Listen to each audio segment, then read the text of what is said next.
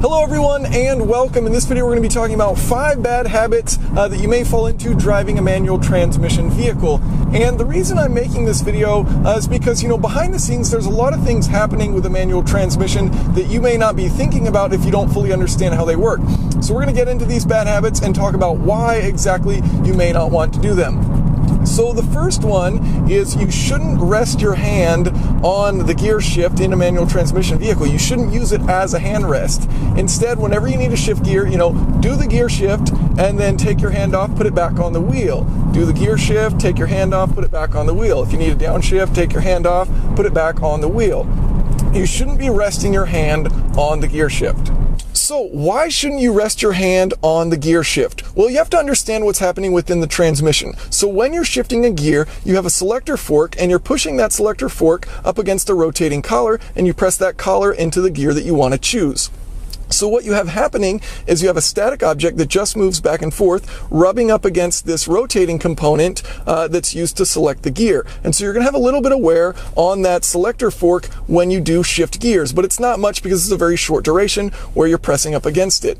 Now, if you're leaving your hand on the gear shift while it's in gear, what's happening is you could be applying pressure on that selector fork up against that collar. So you've got a rotating component pressing up against that selector fork, and you can wear out that selector fork, and so you don't want to be doing that. Now, if you just put a little bit of a pressure on it, if you're not really touching it much, if you're just kind of holding it in place because you're going to, select another gear next, it's not a huge deal, but you should know that putting pressure on it can cause premature wear of those gear forks because you're pressing it up against a rotating component. And you can even find in owner's manuals it'll tell you not to use the gear shift as a hand rest.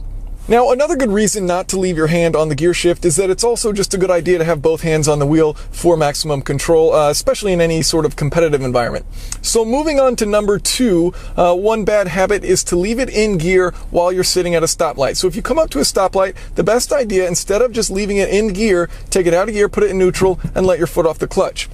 So why should you do this? Well, here is the pressure plate, and this is the diaphragm spring, and so this is what's going to be engaging and disengaging your clutch. And so within your transmission, this is the throwout bearing, and so when you push in that clutch pedal, what you're doing is you're pushing this throwout bearing up against this diaphragm spring, and you're relieving pressure so that it doesn't clamp down on that clutch disc.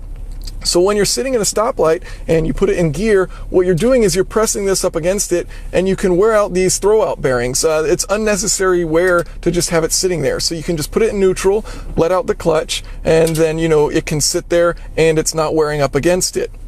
Now, the other thing is when you do have your clutch engaged with it in neutral, you're not going to have your clutch spinning in there. So, if you did start to have some clearance issues with your clutch, you could have some premature wear just sitting there with it in gear rather than engaging it. Now, people will argue, hey, you want to have it in gear just in case you need to get up and go or whatever, but there's plenty of scenarios where there's going to be a car in front of you, a car behind you, things like that.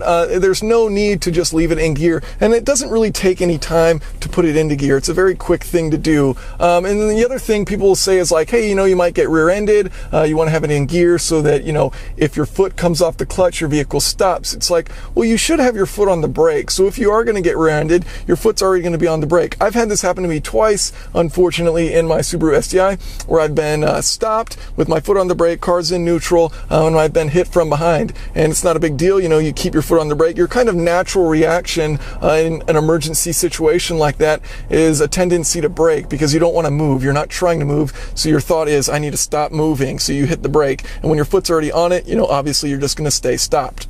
But anyways, the big point there with leaving it in neutral when you come to a stoplight is to prevent premature wear of this throwout bearing, which is going to be pressing up against that diaphragm spring. Moving on to number 3, you should never use the clutch to hold yourself on a hill. And this may seem pretty obvious, but plenty of people still do it, where you basically feather the throttle and the clutch pedal to get that sweet spot where your vehicle doesn't roll down the hill. But what you're doing is you're burning up the friction material on your clutch disc. So your clutch is spinning at 1 speed, and your engine, this is the pressure plate here, which sandwiches this clutch disc between the flywheel, this is going to be rotating at another speed based on your throttle. So you're rotating this at 1 speed in order to bring this up to speed, And in doing so, you're just going to be wearing out this friction material because this is rubbing up against the pressure plate and the flywheel, and so you're going to be wearing out your clutch, and there's just absolutely no reason to do that. So instead, what you should be doing is just holding the brake when you're on the hill. That seems pretty obvious. But the next question is, okay, well, how do I accelerate? Well, there's two things that you can do. Actually, probably three things. A lot of modern cars now come with brake hold. And so when you're on a hill and you have the clutch pressed in, when you let your foot off the brake, they'll tend to hold you. Now, plenty of vehicles do not. For example, I don't believe this Nissan 370Z has it. And so in that case, if it's not a big hill, you can just kind of wait and then get onto the throttle fairly quickly, bring out your clutch a little bit so you're ready to do that, and have a transition. You may roll a little bit back, but not much where it matters. Now, the third scenario, let's say you're on a pretty steep hill and you don't want to roll back because there's a car right behind you. Well, what you're going to do is pull the e-brake. You've got your clutch pedal in and your foot's on the brake. You can now let your foot off of the brake, assuming your e-brake's going to hold you. And so then what you want to do, you can put it in gear. Now you're going to start to ease off of the clutch where it starts to bite, and you'll feel this because the car is going to start to tuck a little bit, and then you're going to let off the e-brake, and then you're off. Now it's a good idea to practice this on flat ground so you can get the hang of it before you're actually on a hill and you need to actually do it for real. So you can just find an empty parking lot, something like that, pull the e-brake, start to let the clutch out. You can feel it start to grab, let the e-brake down, and you accelerate. You don't roll back at all. Number 4, you shouldn't apply a lot of throttle when you're not at a very high engine RPM. So for example, if you're in 6th gear and I'm going 40 miles per hour right now, it's not a good idea to floor it, because what you're doing is you're lugging the engine. It's at a huge gearing disadvantage and you're telling it to accelerate as hard as it can. And so you're kind of conflicting there. So rather than, flooring it in 6th gear, it's a much smarter idea. Don't be lazy.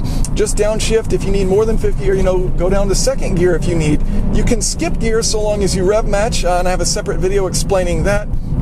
But it is important that, if you need to accelerate, don't be lazy, just downshift, because you're going to lug the engine if you have it in, 6th gear at 40 miles per hour and the engine RPMs are really low and you're telling it to work really hard, but it's at such a huge gearing disadvantage that it doesn't work out and it can cause problems. And finally, number 5, one thing you don't want to do is while you're driving, rest your foot. Let's say you're on the highway, rest your foot on the clutch pedal. And that also seems pretty obvious, but it's also something that some people will commonly do. And so there's several reasons why you don't want to do this. First of all, resting your foot on that clutch pedal means your clutch may not be fully engaged. And so you could have a little bit of slip with your clutch disc. You're not putting down full power, and you can be wearing out your clutch. Another reason there is you could be wearing out your throwout bearing once again, because you're pressing that throwout bearing against the diaphragm spring, as I showed earlier in the video. So those are 5 habits that may be fairly common for some people if you don't fully understand how a manual transmission works. Hopefully that cleared up the confusion, and hopefully you can learn from that if you are applying any of these bad driving techniques. From time to time, I'll always find myself resting my hand on the gear shift lever. It's not the end of the world, I'm not applying a ton of pressure on it and wearing out that fork. But there are some little things like that which you may not always be thinking about, which you should put a little bit of thought into while driving a manual transmission vehicle, as you could wear it out a little bit sooner. So thank you guys for watching, and if you have any questions or comments, feel free to leave those below. And let's get some. I guess I don't really need to make the noises. I mean, it's got a great sounding engine.